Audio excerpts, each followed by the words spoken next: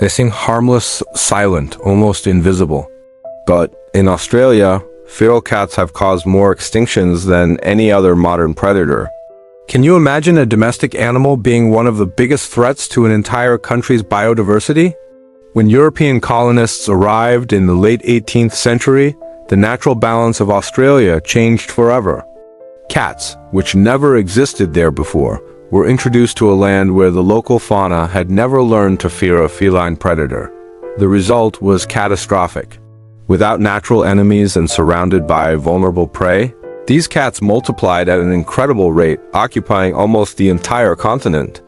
Today, millions of feral cats are scattered throughout Australia, and each one is a highly efficient hunting machine. In just one night, a single cat can kill several native animals. Now multiply that by millions every single day. The annual impact is staggering.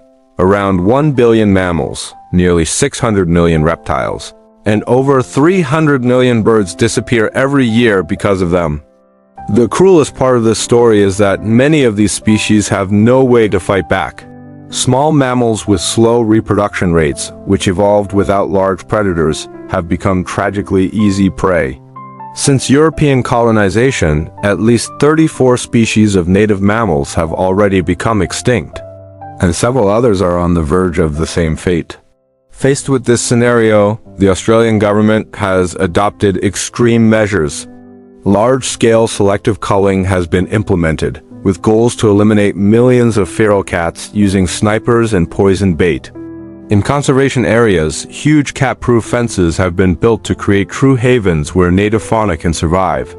In some regions, even lethal solar-powered robots are being tested to locate and eliminate the felines. All of this raises a difficult, almost uncomfortable question. How can such a common animal, so beloved in homes around the world, become an ecological villain? The answer lies in the difference between domestic cats and feral cats. Feral cats were born and raised without any human contact. They are not recently abandoned or lost pets.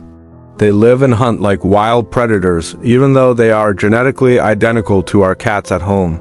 Domestic cats that live indoors are not the main problem, although owners are encouraged to keep them in controlled environments to prevent escapes and the formation of new feral populations. This is not a story of hatred towards cats. It is a story about imbalance, unexpected consequences, and difficult decisions.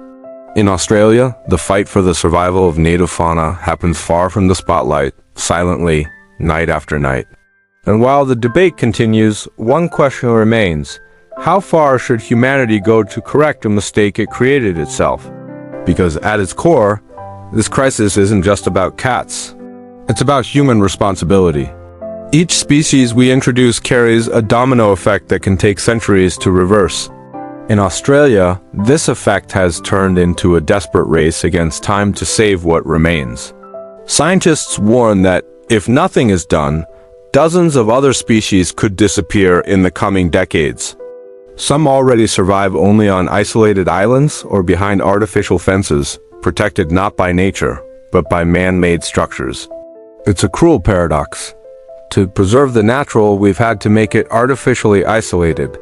At the same time, the issue divides opinions worldwide. For some, the measures taken are necessary and urgent. For others, they are too extreme. But the reality is simple and harsh. Ignoring the problem means accepting new extinctions as inevitable.